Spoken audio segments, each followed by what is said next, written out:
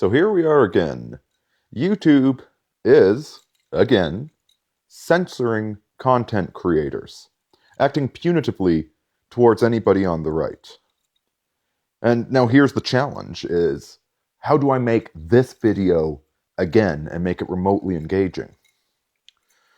Well, I think what I'm going to do is first we need to cover what's happening right now, because there's probably a little bit more than you've heard about going on.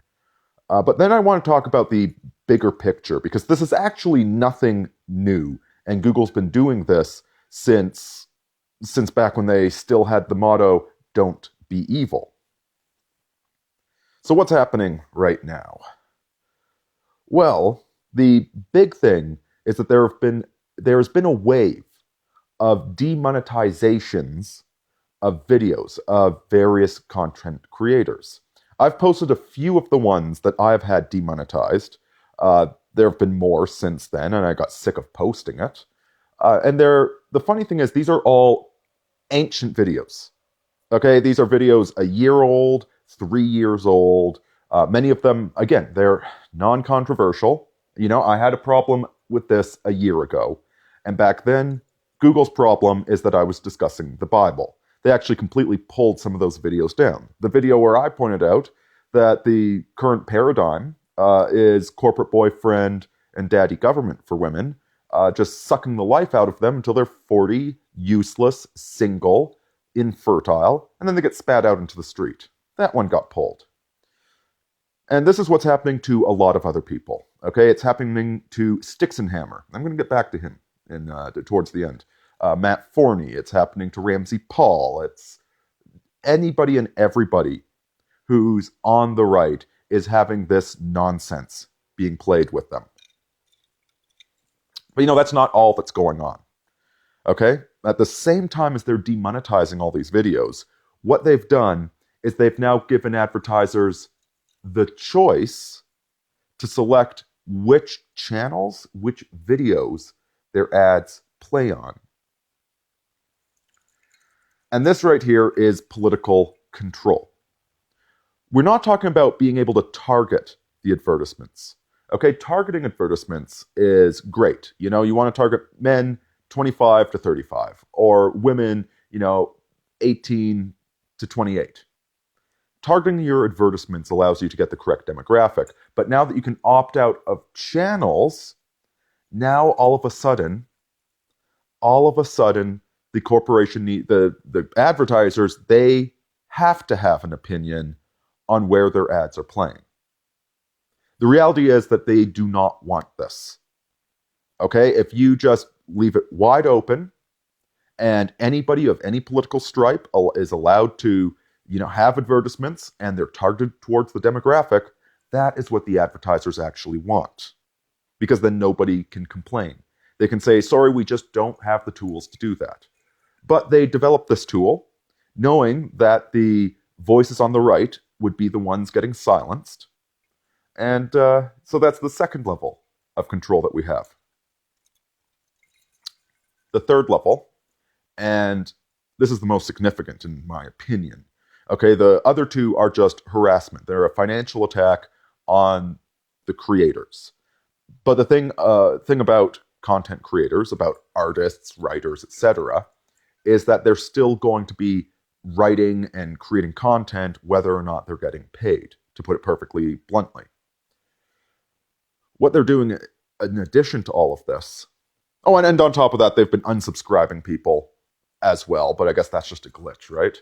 What they've been doing is censoring comments. If you leave a comment and then you log out, or if you check in a different browser, the comment might not be there. You might have 4,000 comments when you look at it, at your own video, but then you log out and look at your video and there's only 2,000 comments showing. And on top of this, not all of your comments are going to be censored, and they're going to be censored in different places. So, for instance, if you comment a lot on my videos, or Aaron Clary, or Roosh V, or whomever, Alex Jones, you will see your comments, other people will see your comments. But then if you go and comment on maybe a Fox News video, people won't see your comment there. because you've been labeled as a dangerous element. Okay, you've been labeled as somebody that's thinking outside of the box that isn't buying into the mainstream. So as long as you're inside your alt-right ghetto, you are allowed to have an opinion, you are allowed to converse, that way you don't get suspicious. But then you go and leave a comment somewhere else, and that comment disappears into the memory hole. Very similar thing with Twitter, holding back tweets. And the interesting thing is it seems to be, it's very hard to tell what's going on, okay? Because we don't get to know what the algorithm is. They're not even admitting that they're doing this. They're blaming it all on a glitch, but it's clearly too targeted to be a glitch. The interesting thing is that it's the moderate, it's the well thought out, it's the people that aren't just screaming angry rhetoric and racial slurs. It's the people that actually have something to say who are being targeted.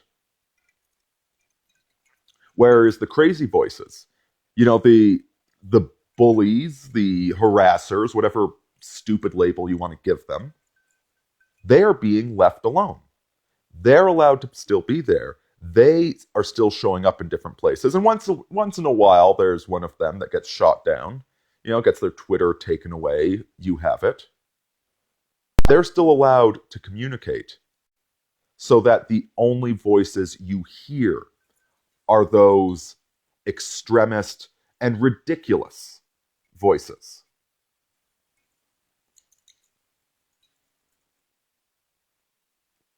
Because they don't want a real conversation. One of the things they want in America is they want the blacks to hate the whites and the whites to hate the blacks, and so the government can get bigger. So that both the whites and the blacks are voting for bigger government to protect them from the other race. As opposed to anybody that's saying that, there are real issues, but there's ways we can deal with this. There are differences between the races. There are a lot of historical issues, the issues with the black family, you name it. Any sort of subtle conversation, that's not going to be heard. And part of the reason they do this is that they don't want you influencing other people. But another part of the reason they do this is they want you to feel like you're isolated. Even within the alt-right, I've been noticing certain things going off the rails with the alt-right, some very worrying, some very foolish extremism. The gyre is getting wider, it's coming off its hinges. But when I actually talk to anybody I know, and when they talk to other people, and so on and so forth, there are actually a lot of reasonable people out there. They're being slightly muted, slowed down, so that we think we're all alone. So we just give up at that point. And so you've got the really crazy faction, which is, it's essentially the manufactured opposition. That's fine. You need a boogeyman. Whereas the people actually trying to come up with solutions that are not the mainstream solution, the globalist solution, these ones are being silenced. Now, as I said, this is nothing new. And in fact, this goes all the way back to Web 2.0, which I honestly wonder how much of you, my audience, how many of you still remember that term. It was the big thing back in 2006, 2007. And the thing is that Web 2.0 has become so ubiquitous, it's become so assumed that there's no longer a word for it. Prior to Web 2.0, to the present day internet, they called it surfing the web because there weren't these things like Google. Okay, like Google was around, but it wasn't what it is today.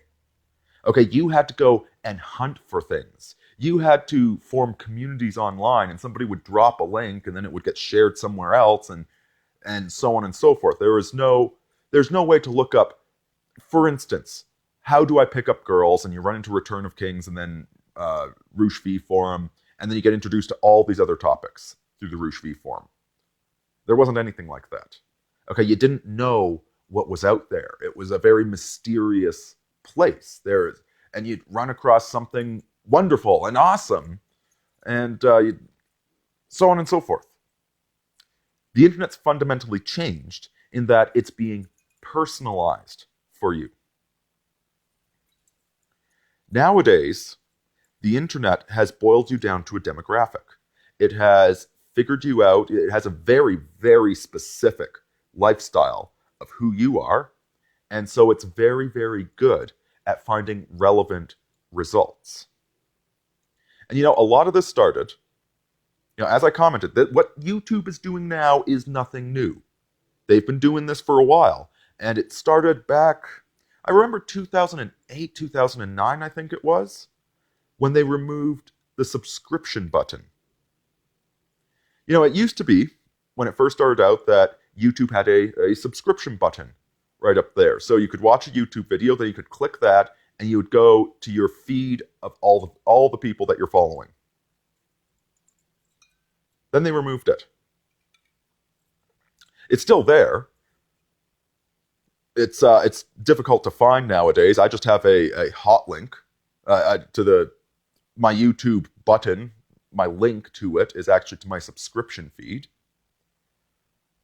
But the reason they made it harder to find your subscriptions, I think it might still be on the front page, but it's not as obvious. You have to scroll down for it, as opposed to it being the number one button. It's because they want to decide what you're going to be seeing. And this started off as a service. They would say, oh, well, you like this video and you like this video. Well, people that like those videos like this video. Maybe you should give it a shot. And that's really not such a bad system. That's the concept of Web 2.0. It's a very interactive, customizable thing. It's a very interesting sort of a thing. And it's become so ubiquitous now that we forget about it. You've got that list of videos over there, to my left, your right. And there's probably a lot of stuff in there that you might find interesting. But I'll tell you something, and I've been paying attention to the feed that I get along here. And oftentimes there's a lot of pablum. There's a lot of nonsense. There's, I'm not seeing Alex Jones over there. I'm not really seeing Aaron Clary.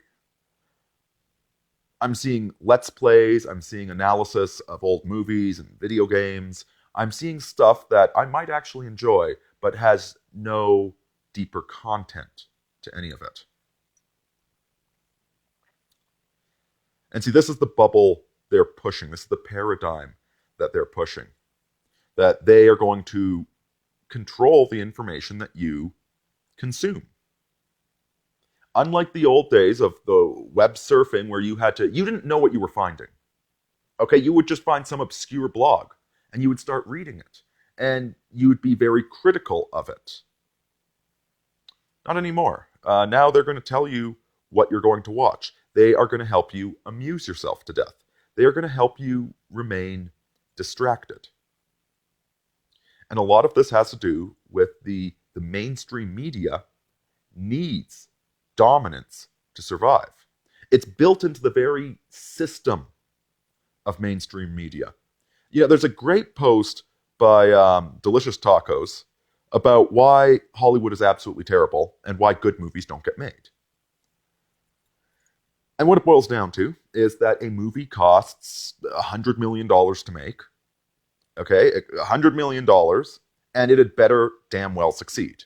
It had better be a successful movie. And so they only make guaranteed bets. And so they've got two movies they make. The guy flick and the chick flick. And they're basically the same thing. It's just they're a little bit inversed. Neither of them are realistic. Neither of them are truly cathartic. But that's what they make. Because it sells. And because it needs to frickin' sell. Because it cost $100 million to make. And you are going to watch the damn thing. Because if you don't watch the damn thing, if you're watching some asshole on YouTube, or reading some blog, or watching some animated thing on Newgrounds, you're not watching that damn Hollywood movie. So you are going to watch that damn Hollywood movie, and they are going to tell you what to watch. because that's the only way you get Hollywood movies, and they know that you want Hollywood movies, because why wouldn't you? They know what's right for you. They know what's good for you. They are going to tell you what is good for you, and you are going to sit down, shut up, and like it.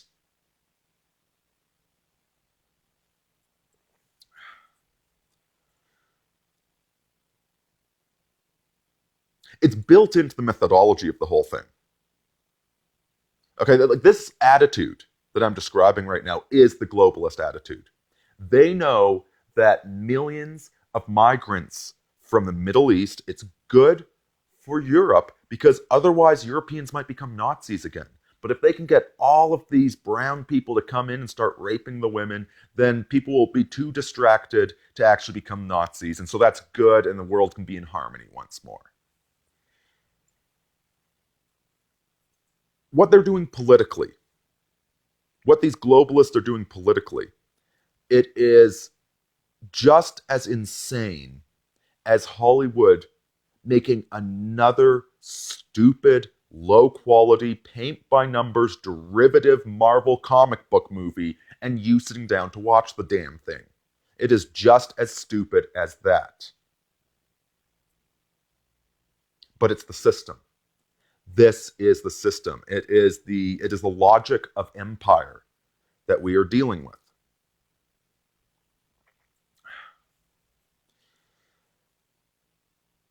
And so what the hell are any of us supposed to do about this? Well, as long as YouTube remains the primary platform, there's not too much we can do to switch over to alternative sources like Dailymotion, etc. It's simply, this is where the viewers are, so this is where we, the content creators, all need to come. Yeah, I can certainly post my videos to Dailymotion, but I would lose 75% of you if I did that. And I would be gaining a lot less people. And unfortunately, as soon as another platform becomes big, it will fall into the exact same logic.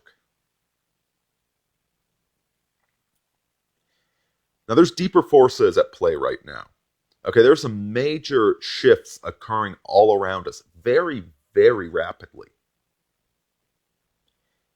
And so during this gale, every single one of us just needs to keep our ship aright. But now that said, there are some smaller things. Not a big fancy revolution, but there's some smaller things that we can do right now to resist the current desubscribing, silencing, muting, and demonetization of all these people.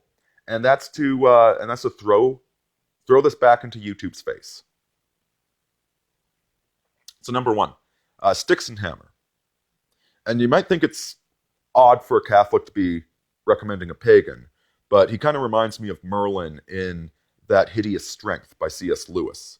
I worry about the guy. He plays some dark forces, but he's not a terrible human being, and he's right about a lot of stuff.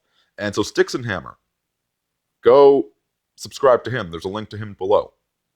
He is promoting people so that you can find out about them and go subscribe to them. Go subscribe to other people that are creating new and interesting content. Okay? And share their content. Post it all over the place. All right? Get their voices out there. Get people more subscribers to say that, listen, YouTube, even if you're not going to tell me about these people because I'm not supposed to learn about them, because I'm supposed to be watching your damn Hollywood movies or CNN or going with whatever Fox News is telling me the world is. The hell with that. I'm going to go find somebody that's going to challenge my preconceptions. So not somebody that tells me the way the world is, but somebody that challenges the way I think, gives me new heuristics, new ideas, and I can weigh those for myself. So yeah, go start subscribing to some of these. Matt Forney has done the exact same thing. He is currently recommending people on his YouTube channel, and he has an article listing all of his favorite YouTubers. It's a long list, but go check them out, see if they jive with you, go subscribe to them.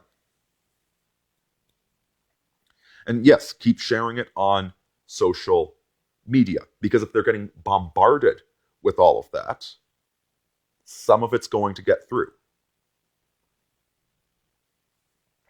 The next thing is actually, if you think people are making good content, consider backing them. Consider helping them create the content that they create. And listen, for my own sake, to put my money where my mouth is, I am going to be disabling advertisements on these videos on my YouTube channel. I am no longer going to be making a deal with the devil. If YouTube wants to say that me discussing the Bible or me talking about how pedophiles are bad, yeah, that was seriously one of them, saying that pedophiles were bad, got demonetized. If they're saying they don't want to monetize that, I don't want them monetizing my videos. So that's about $100 a month, maybe a bit more. I'm putting that on the ground. I don't want that money if this is going to be their attitude. So there's me putting my money where my mouth is. And guys, I'm not saying necessarily back me, but Forney's he's trying to do some reporting on what's going on over there in Eastern Europe. There's always Christopher Cantwell. There's Ramsey Paul. If you like the content, see if you can back them. Base F double Z. Lots of people out there. Doesn't have to be a lot either. Quite frankly, if you spent the same that you spend on a cable package, backing, like, what's a cable package? $30, $50? You decide to send 30 or 50 YouTubers or other content creators, Return of Kings, Roosh V, whomever, send them $1. That makes a huge difference. So consider doing that if you can afford it. And really, folks, the last thing to take away from all of this, the reason that they are fighting so hard to have such perfect dominance is because they fucking need it. Hollywood is hemorrhaging money right now. It is not in a good place. The porn industry, I'm pretty sure that's being supported by somebody else. I can't believe for 1 second that they're still making any money. The globalists need everybody. They need 99% of the population thinking the same way, believing everything they're saying, and then the 1% you can write them off as crazies, dope them up, and lock them in institutions. But as soon as that dominance slips, the whole thing falls apart. The reason that they are being so oppressive and totalitarian about this is because they need to be. They are not anti-fragile. And they are largely a paper dragon. You might feel sometimes like you're the only one who sees what's going on. You're the only one who gets it. You feel very isolated, but you're not. It's just that all the other voices are being silenced.